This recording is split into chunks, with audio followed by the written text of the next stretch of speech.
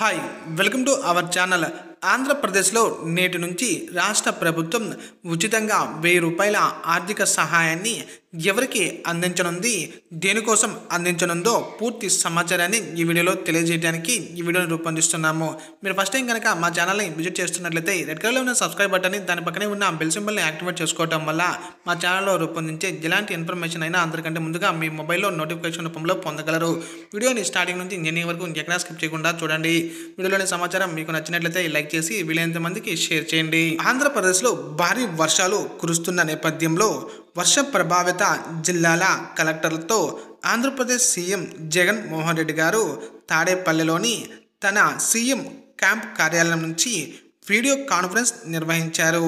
తన సూలూరుపేట సహా పలు ప్రాంతాల్లో భారీ వర్షాలు కురిసే అవకాశం ఉండటంతో నెల్లూరు, చిత్తూరు జిల్లాల కలెక్టర్లను అప్రమత్తంగా ఉండాలని సీఎం జగన్ మోహన్ రెడ్డి గారు ఆదేశించారు. ముఖ్యంగా తమిళనాడు సరిహద్దులో కూడా అప్రమత్తంగా ఉండాలని అధికారులకి సూచనలు చేశారు. చిత్తూరు, నెల్లూరు జిల్లాలకు ఎన్డీఆర్ఎఫ్ బృందాలు చేరుకున్నాయని, కర్నూలులో మరో 2 బృందాలు సిద్ధంగా ఉన్నాయని సీఎం పేర్కొన్నారు. మంగళగిరిలో కూడా అదనపు బృందాలు సిద్ధం చేస్తున్నామని చెప్పారు. అవసరమైన చోట సహాయ శిబిరాలు ఏర్పాటు చేయాలని సీఎం అధికారులని ఆదేశించారు.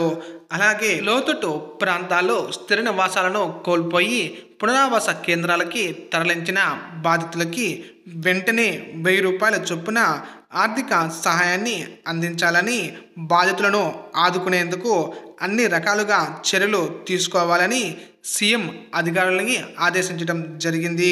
ముంపు ప్రాంతాల నుంచి ప్రజలను సురక్షిత ప్రాంతాలకు తరలించాలని, వారికి ఆర్థికంగా ఎలాంటి ఇబ్బందులు లేకుండా భరోసా కల్పించాలని ఆదేశించారు.